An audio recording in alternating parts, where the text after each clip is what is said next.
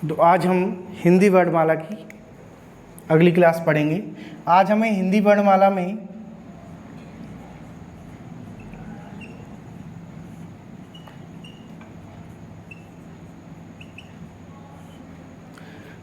पढ़ना है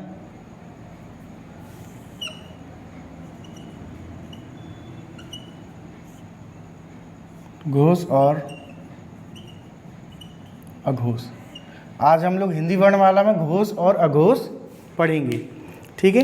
इसके पहले हमने हिंदी वर्णमाला में भाषा को पढ़ा था, वर्णों को पढ़ा था, वर्ण किसे कहते हैं, ठीक है। और सारी ध्वनियाँ किस प्रकार से होती है, ध्वनियों में दो प्रकार से हमने पढ़ा था, स्वर और व्यंजन। तो स्वर हमने सारे पढ़ लिए थे, स्वर के बाद हमने व्यंजन के जो मूल प्रारूप है उसको पढ़ा था। अब उन्हीं व्यंजनों में और उन्हीं स्वर में जो आगे का जो निर्धारित किया, कई प्रकार से इनको बांटा जाता है हिंदी में, ठीक है। तो वो किस प्रकार से करते हैं वो हम देखते हैं। तो स्वर और व्यंजन हमने दोनों पढ़ लिए थे, लेकिन इनको और भी कई तरीक़ों से विभाजित किया जाता है। तो हम देखेंगे यहाँ पर कि स्वर और व्यंजन ध्वनियों को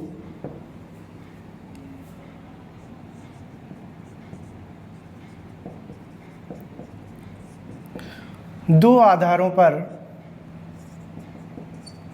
बांटा जा सकता है। दो आधारों पर बांटा जा सकता है।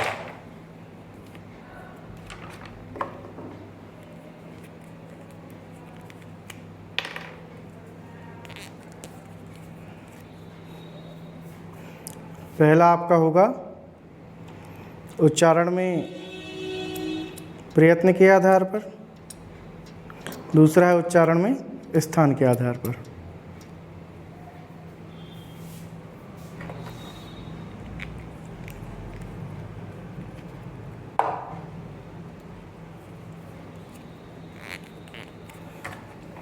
ठीक है, दो भागों में बांटा जा सकता है, जिसमें से पहला है आपका उच्चारण में प्रयत्न के आधार पर, दूसरा है उच्चारण में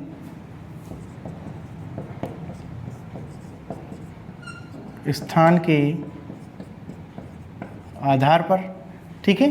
तो जो हमारी स्वर और व्यंजन ध्वनियाँ जो हमने पढ़ी थी 2-3 दिन की क्लास में, उसको हम इन दो आधारों पर बांटेंगे। इन दो आधारों पर बांटा जा सकता है। तो इसमें जो पहला है प्रयत्न के आधार पर, ठीक है।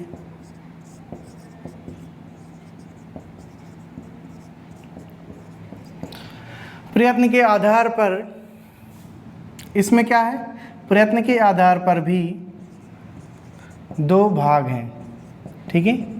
प्रयत्न के आधार पर भी दो भाग हैं, ठीक है। पहला है ब्राहा प्रयत्न और दूसरा है आभ्यंतर प्रयत्न, ठीक है। दो प्रकार से बांटा जाता है। अब इसमें जो ब्राहा प्रयत्न है, इसमें जो ब्राहा प्रयत्न है, ब्राहा प्रयत्न को भी हम लोगों ने दो भागों में बांटा है, ठीक है। ब्राहा प्रयत्न को दो भागों में बांटा जाता है। एक है आपका घोष, ठीक है, जिसको सघोष के नाम से जानते हैं, चाहे इसको घोष और सघोष, ठीक है। और दूसरा है आपका अघोष, सघोष और अघोष। तो हमने यहाँ पर एक बार फिर से इसको देख लेते हैं पूरा। तो आज हम पढ़ लें हिंदी वर्णमाला में घोष अघोष, ठीक है। तो स्वर और व्यंजन ध्वनियों को दो आधारों पर बांटा जा सकता है, उच्चारण में प्रयत्न के आधार पर और उच्चारण में स्थान के आधार पर।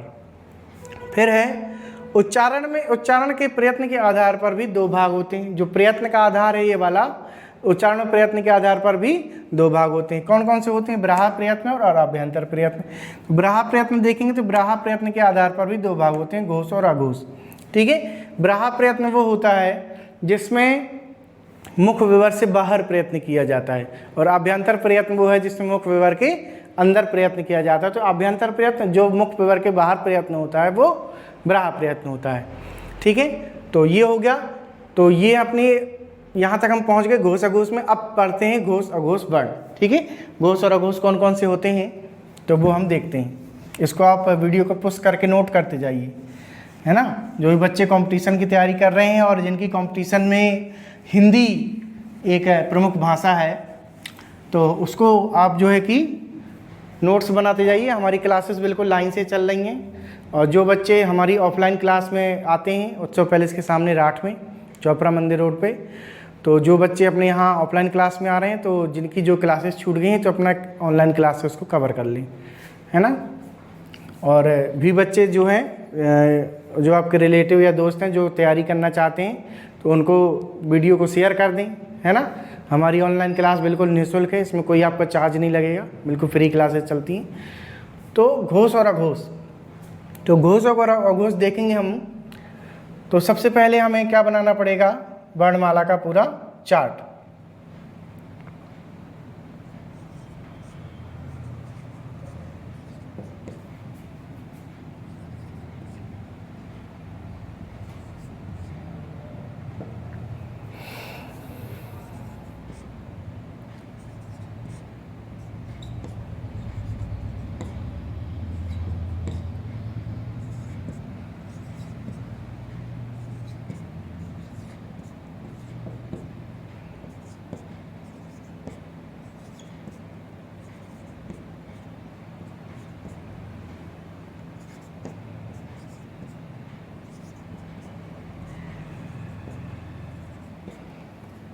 ठीक है, तो ये हमारे बन गए क्या, स्पर्श व्यंजन का पूरा चार्ट कंप्लीट हो गया।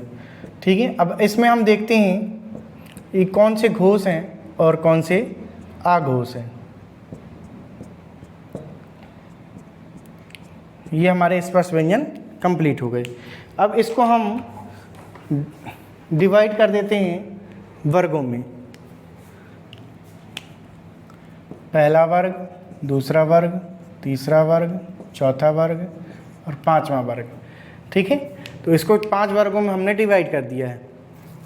तो अब हम देख लेते हैं यहाँ पर कि तीसरा, चौथा और पांचवा वर्ग, ये जो वर्ग है आपका, ठीक है, इसको अलग हमने कर लिया, और पहला और दूसरा वर्ग इसको हम अलग कर लेते हैं। तो इनको 2 भागों में हमने बांट दिया है। तो अब ये तीसरा, चौथा और जो पांचवा वर्ग है, इसको हम कहते हैं घोष।